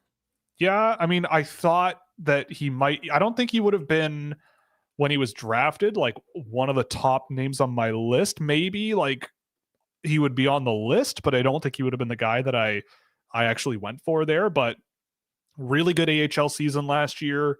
Again, I want to urge like any Buffalo Sabres fans who might be looking at him and going, "Oh, he's not on the NHL team yet," or whatever. It's like it's the Timothy Liljegren thing. He was on the AHL roster at 18. He's or 19, sorry. He's 21 now, and won't turn 22 until March. So he's still very, very young. So there's lots of time for him to keep developing. And I mean, you and I looked at Buffalo's roster last week or 2 weeks ago. It ain't great. There's opportunity to work your way up that depth chart, I think. So we'll see what happens with him over the course of this season. I'm not aware of whether or not he's been sent to the minors yet in camp.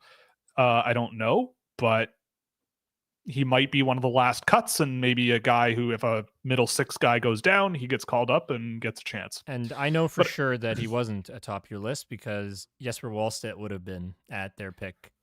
Right. And my boy would have been second.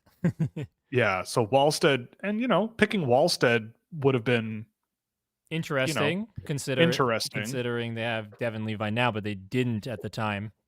They did not, no. But whatever. Either way. But yeah, I think Rasen will be a good complementary middle six scoring guy. I don't think he's going to be a big 200-foot player, and I feel like he's a guy where if he's not scoring, you're going to want more out of him. But he's a decent player. He's a good one. Why is Ivan Fomin the GOAT? We talked about him earlier in the show. Honestly, I would. That's why. Yeah, go watch that. But I would also just suggest going to the MHL's YouTube channel and watching some games of him. And I mean, you could just also skip through it to his ice time and just watch him because he's a lot of fun. He's small, but he goes and he's skilled and he scores points and he earns them. Curious of where you would have Demidov, Lindstrom, and Catton ranked compared to 2025. That is a very good question, and I feel like it's reasonable at this point to ask it. Let me check here, though. So who was it? Demidov, Catton, and Lindstrom. Well, Catton to me probably goes in a similar range, like in that.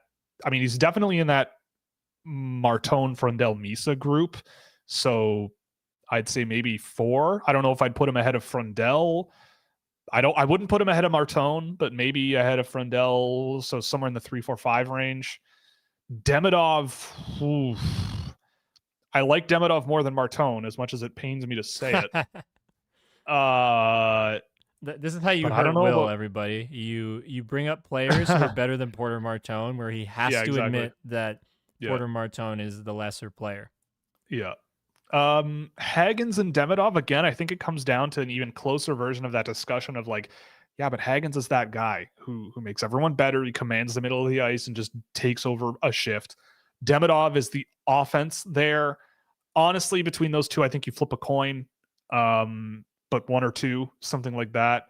Lindstrom, I think, goes a little lower, but not that much lower. Like, I like Eklund more than I remember of Lindstrom.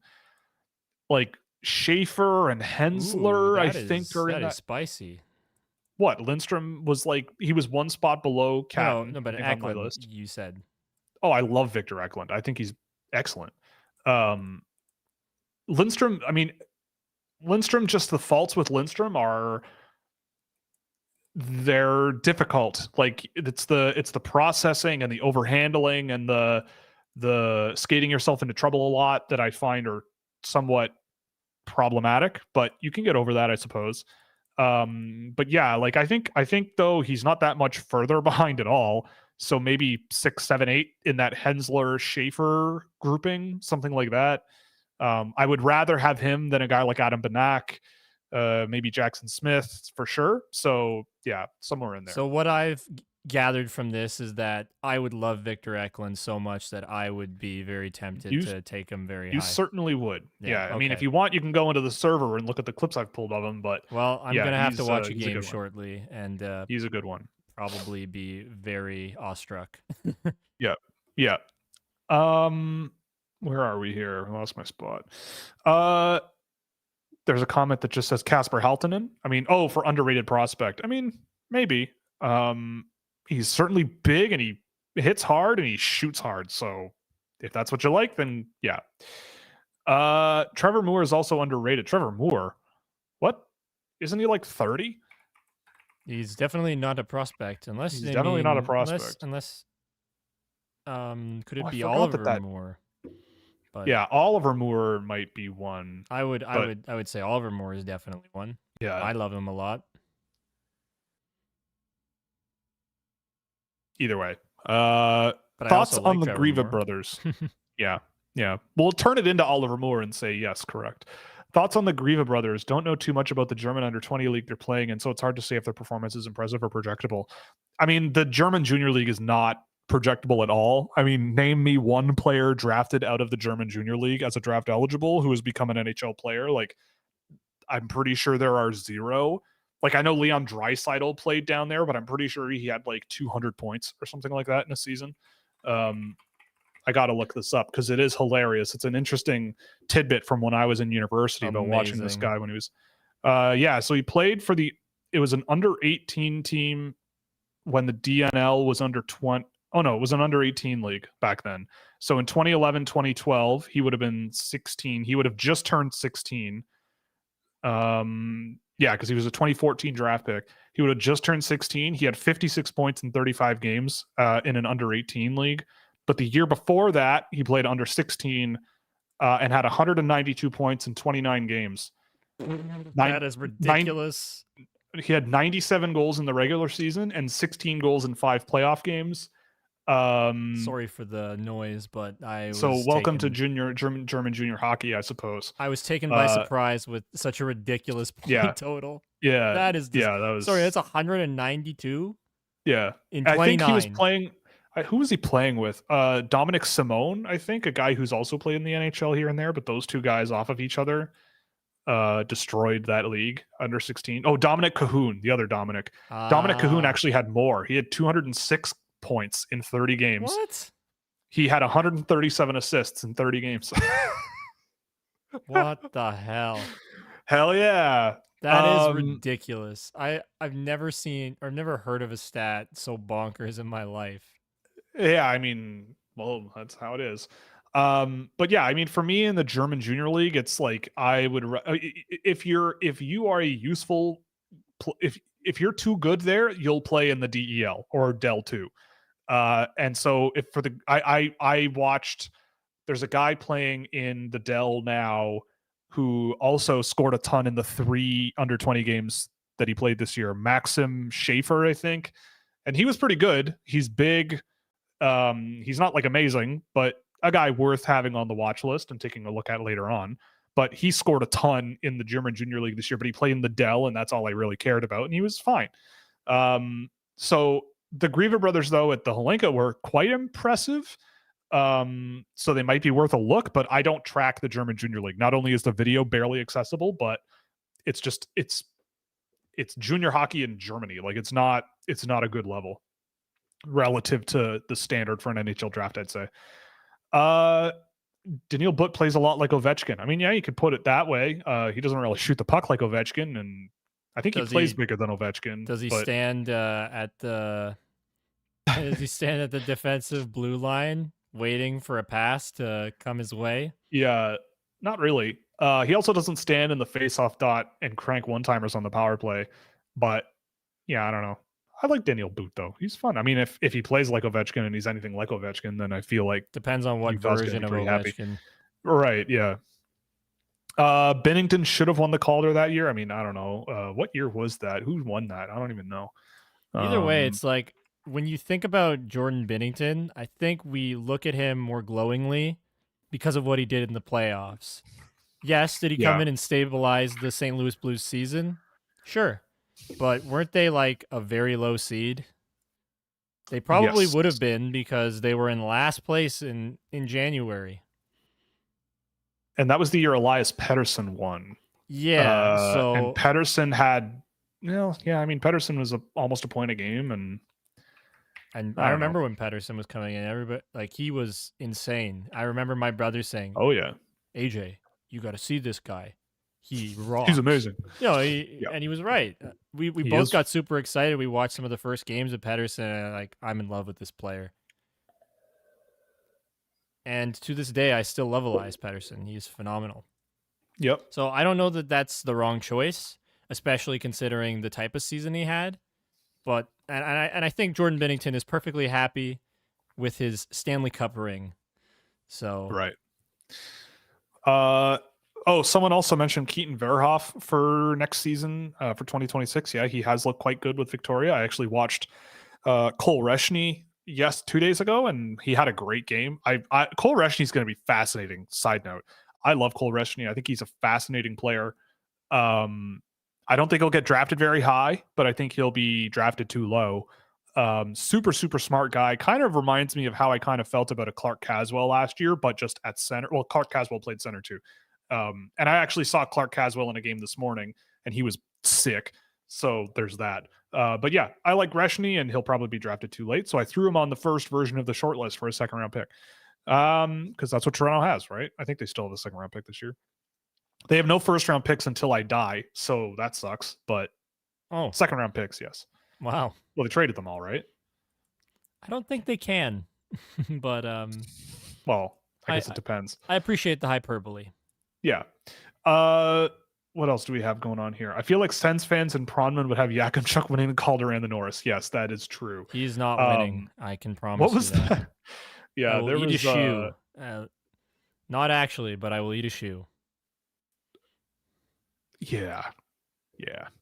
I did see the clip of him directly handing a goal to the opposing team, and I went, "Yep, that's Carter Yakimchuk too, right?" You see him crank point shots or power play shots, and you're like, "Yep, there's Carter Yakimchuk for sure." And then you see him cough up the puck in the defensive zone and hand a goal to the other team, and you're going, "Yep, that's the same guy I remember from last year as well." There's work to be done. Let's all calm down. And again, I will reiterate that Carter Yakimchuk's goal wasn't even the most impressive goal of the game. Like that one he scored in overtime. William Nylander had a way more impressive goal, in my opinion. Yes, it's just that it's William Nylander. He is 10 years older. Yes, but I am just trying to plant my William Nylander flag in the ground, because I am actually in love with William Nylander. That is my man crush. Okay, that's not hard. It's not hard to see why. He is my favorite player ever to watch. He is right there, honestly. He's just, man. He somehow managed to hold on to the puck, through immense pressure. He just basically had the puck behind him. Then he went to the net, pulled off a great move, and scored. McDavid, Makar. No. Carter Nylander, Yakimchuk, everybody else. No, Nylander's right at the top. Everybody else is below him because they're just not as cool. Okay. Got it. Very how healthy analysis. How healthy is Mako and Celebrini? I think he was only been out for precautionary reasons. I could be wrong. At least I don't think it's come off as super serious. Murtka has the confidence, but he doesn't make it work. Hensler has the tools, but maybe not the confidence. Right. That's totally fair. I totally agree. But the thing is, we're talking about 17, 18-year-olds. If you have a player who has the confidence, why would you not want to nurture that and try to build on it? And if you have a guy who has the tools, but maybe not the confidence, to me, that's when you, as a coach, sort of go to him and get on his level and go, let's work on this. Don't you, let's try to push you in the right direction. So that's where development comes into play. Thoughts on Klingcell and Radivojevic? Klingcell, I like. The game I tracked of him was kind of underwhelming. Skellefteå as a whole has been pretty underwhelming when I've watched them. He's fun to watch. Gets pucks to the middle of the ice really well, but he's sort of a second, third round guy for me right now. Radivojevic, I honestly have only seen his SHL tape this year, and he's barely played, so I can't really speak to that. He moves his feet real fast, and he gets around the ice decently well, but I'm going to reserve judgment until I get to see him play big minutes. So ask in a month. Yeah. Someone mentions Maverick Bourque as a dark horse Calder pick. I think that is a very dark horse pick. I think I feel like, again, Dallas, even earning a job full time that he can score in is, I think, a long ways away. He's projected to play with Logan Stankoven and Jamie Benn. All right, then they'll both win the Calder. There you go. But again, Logan Stankoven's going to get more attention anyways. and he even has to fight with Yes. Logan Stankoven for power play ice time. Yeah. So I like Maverick Bourque. Again, goes back to having one of the sickest names ever, Maverick. That's awesome. But like, it's going to be difficult to overcome the limited deployment. Yeah. Okay. What else do we have here? Did you catch Harrison Brunick's last preseason game? He was a rock star. I mean, I did not, but I heard that he did some fun stuff. So good for him. Casual someone mentioned. No. Yeah, I mean, I didn't see it. I'm not going to take Pittsburgh media at their word when they're talking about the guy they drafted first in the draft. Fair enough. Seamus Casey for Calder. I mean, he did make the roster, I believe, or at least he's traveling with them to Europe, so that's pretty cool. Does he stay on the roster after Luke Hughes comes back? He's never going to touch the ice on the power play if he does stay on the roster.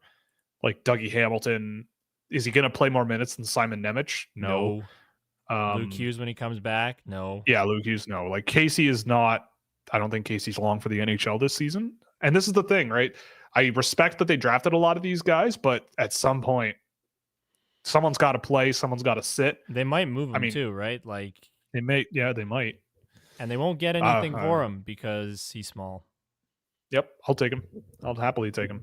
But yes, I love him. Yeah, I love him. Lots and lots. So hoping for the best. I mean, I hope you'd be correct because it would be good for the brand. I think I had him at 12. He's apparently on the second power play unit. Oh, let me look at Daily Faceoff though, because that is my source. Well, I see somebody in the chat put that down. Yeah, I saw that. I mean, long term though, I don't know. Power play unit. Like, is that the long term solution? I'm not sure. But I also feel play like with Simon Nemec.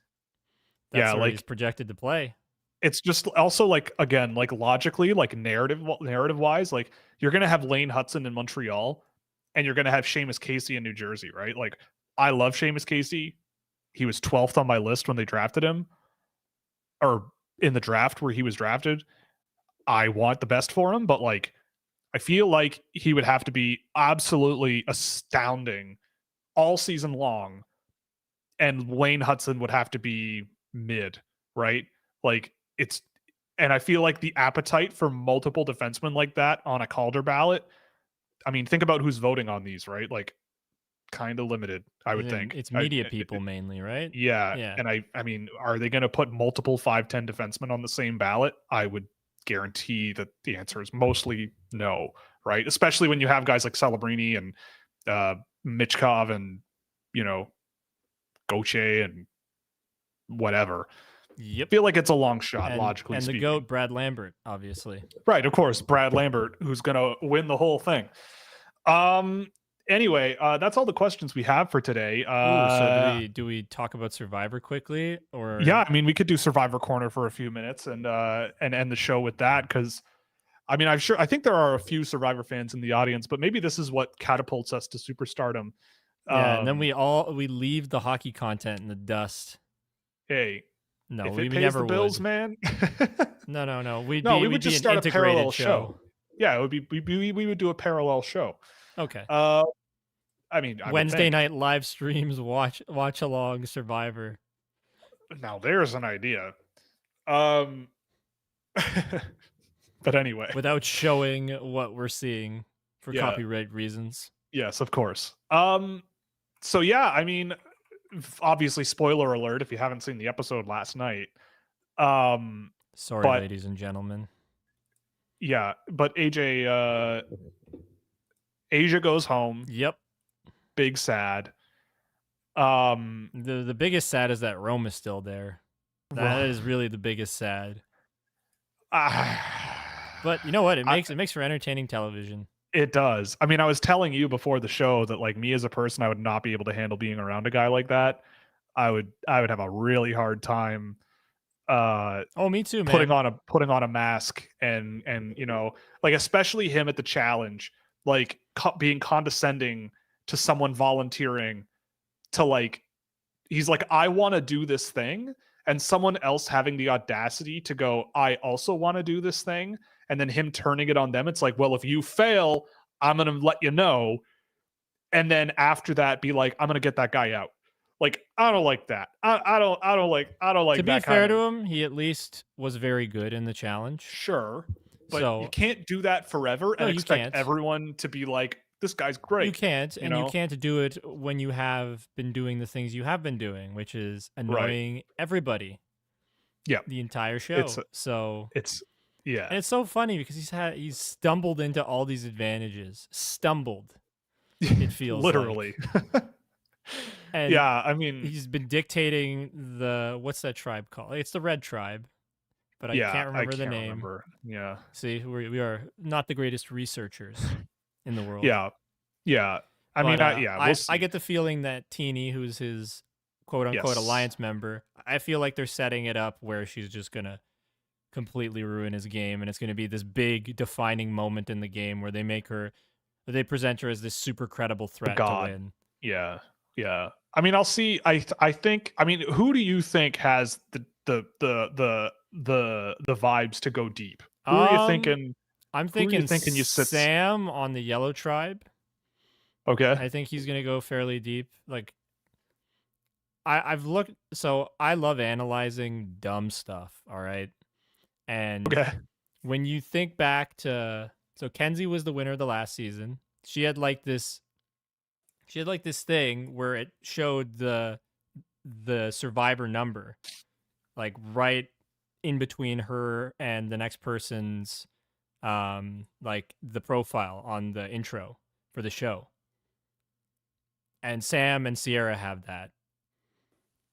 So like it, Yeah. and in the Austin, or sorry, in the D year, D was plastered on the front and at the back with Austin, and that was a big story.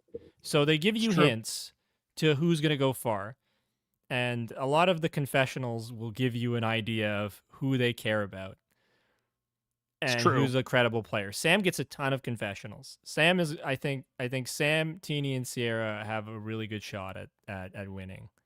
On average, he is the highest confessional count per episode of Yes. anyone Yeah. So I by a think slight margin I think over Gabe and Rome. yes, Gabe also has somewhat of a threat level to win, but I don't know. I feel Oh, I like, don't think so. well, recently he's been showing better. He showed better in the last episode.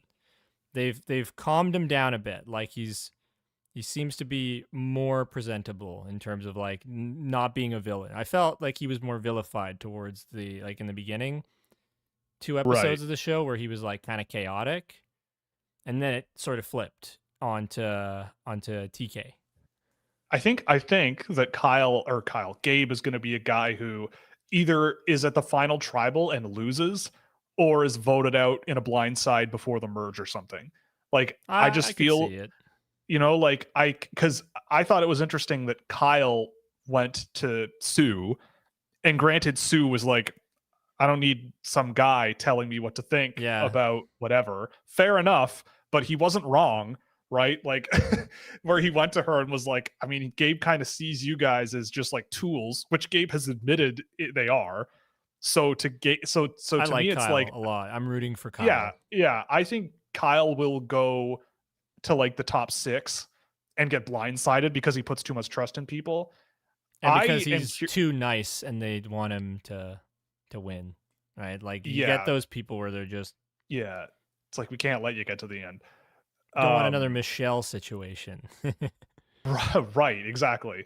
Uh yeah, I mean, I don't know. Like my vibe on who might like pull this all off, like I don't know. It's a good it's a good group, I think. Like it's a good group. Yep. I like Teeny, but I think she's going to get to the point where everyone's going to be like she'll make the merge and they'll go we have to get her out.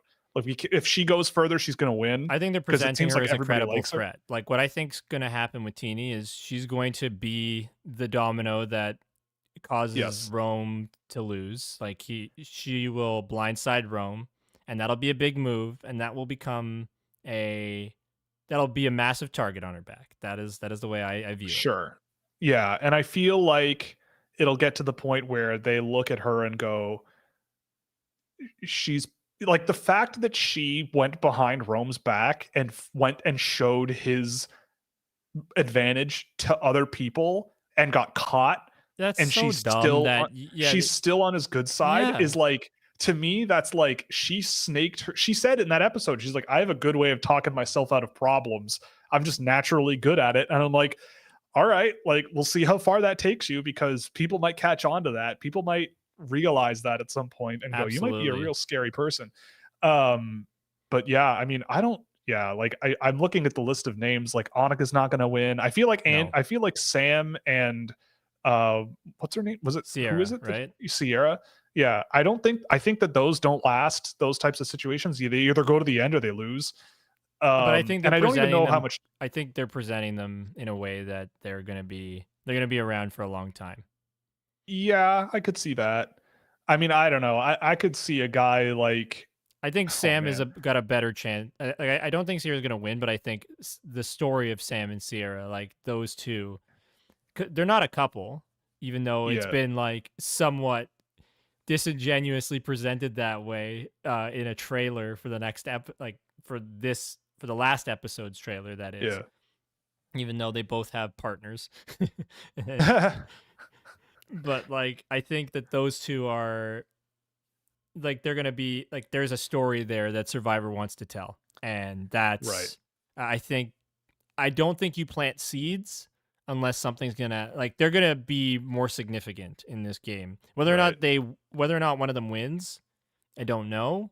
But I think that we have some sort of sense of Teeny and Sam as like two real options of winning this game. And that's where I currently stand. I lean Sam, but Teeny could easily. So before we close the show, have you enjoyed the season? What do you think? Scale of 1 to 10. What's the season for you so far? It's been good. I'd say about 7.5, 8 is. That's literally what I was gonna say. 7.5. I like it. Will and I are too similar. We're too similar. I don't know where they found these men. I don't know where they found all these men to be the way that they are. So I watched the exit interview with TK, and like the Gabe playing his idol, like they actually there's more to it. Like they made him believe that that he might need it. So it wasn't like it looks completely out of the blue and stupid, but I think it worked with all the dumb chaos that went on in that episode, that they were able to shoehorn that in without telling that story necessarily. Yeah. And the fact that Sue wasn't annoyed or pissed off at the beginning of this episode at like, why did you play it on yourself and not me, makes me go, okay, yeah, like they would have aired that if that had happened, and it must not have, and so there must be more to the story than what they showed. Yeah. So they're like he thought he might actually be. I think TK was feeding him stuff. I don't remember exactly, but there was reason for him to believe that he wasn't necessarily safe. I am also. We're almost caught up and finished the newest season of The Circle on Netflix, which is also another great reality game show if you're interested in those. And we've been meaning to start the second season of The Traitors, which is another great one that has a lot of Survivor alumni on it, actually. And they just announced the upcoming season's roster, and Boston Rob is on it for any Survivor fans. So there's that. So that's going to be a hoot, because that show is a lot of fun. I don't know if you know the premise of that one, but we were hooked. So it's like all these people go into a giant manor in Scotland, and on the first night they have like a cocktail party, and then they all sit around a table, and the host of the show, Alan Cummings, who is a boss, randomly they all blindfold themselves, and he picks 3 people to be traitors, and those 3 people secretly work together to kill off the people on the show and try to get to the end without anyone finding out that they're a traitor. And if they get to the end and they are there with people who legitimately got to the end by being not a traitor, they take all of the money. Yeah, it sounds like a game premise, that like a Gary's Mod game premise, that a little bit like Trouble in Terrorist Town. Yeah. And it's who's the who is the informant, essentially. Yes, that's exactly what it is. And it's really, really good. Cool. Anyway, so on that note, I think we got to close the show. There is one more question that did come in. So I think there's one more that came in when we were doing our Survivor talk. I'm not looking, so. Oh, okay. So it says, what's up?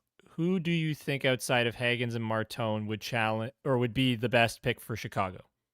Chicago. And we'll end it on that.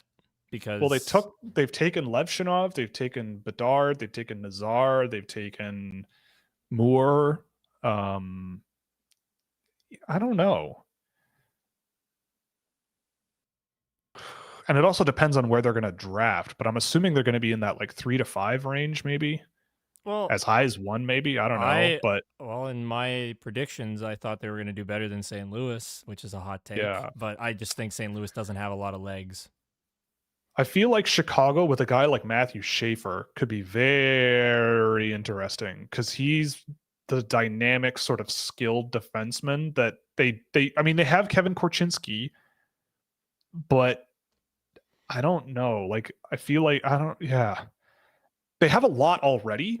Like, they have so many young players in their system where it's like, I mean, they could go any number of ways. Like, Michael Misa could go there and be another center on the roster, and it would help if maybe one day they want to put Bedard on the wing and let him score a lot, and you could put someone like Misa on a line with him, or I don't know what. Yeah, but it's like, do you take a guy off like out of the middle who's comfortable being in the middle, and that's where they produce offense, right? Like, even if there is better defensive upside for somebody else to be in that 1C spot, is it worth it to maybe take away from the like Bedard being in the middle of the ice where he's able to do the most? Yeah, I agree. Yeah, I mean, we'll see. I think there's going to be a number of options, though. Your team is going to be good at some point soon, so you'll get a good player probably, and it'll be fine. Yeah, but for whoever ends up like a Frundell could be pretty cool too, probably. It kind of doesn't matter when you have a wealth of riches. Yeah, I guess. And yeah, they do have that, I think. But anyway, on that note, I think we close it out. Thank you again for joining us. This was a lot of fun. As always, we'll be back on Monday night. I believe we are going to try to land a guest of some kind for that night and have a little chat. But anyway, you can help us out by going to the QR code on the screen and going to Fanatics or Puck Preps, our supporters of the show. You can use our affiliate link for Fanatics to provide a kickback on anything you buy in the store. We're also supported by Fractal Hockey Consulting, which is my own business for tracking player analysis and recruitment packages for the NCAA, Europe, and beyond, with solutions for anyone's needs, including agents and teams and parents and coaches, whatever you'd like.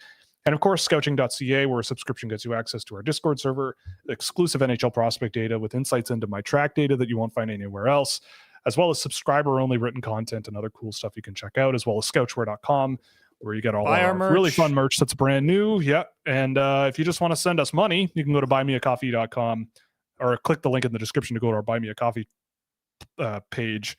And just send us whatever you want if you wanted to do that. And $1 million, please and thank you. $1 billion would be nice. Yes, $1 billion would be very nice. And then I could be a billionaire, capital B billionaire, one of those people. Hell yeah, please. Flaunt it and start a TikTok influencer campaign. It would be just the best way I'd want to live my life. Hey, well, we've already started a campaign on TikTok. It is Brad Lambert is the GOAT. And I'm going to keep reminding everybody of it because it is out there. It's got quite a bit of the greatest hockey player that ever lived and ever will live. Yeah. And we all know that. That was your closing words in that before I let Tony take it away and do the real analysis. Correct. And we will never, ever falter or waver from that opinion. And with that, we're going to call it a day. Thank you again for joining us. We'll be back Monday night at 8 p.m. Eastern Standard Time. And until then, toodles and stay tuned. We'll have lots of stuff coming on the channel between now and the next little bit. All right. See ya. Go Leafs, go.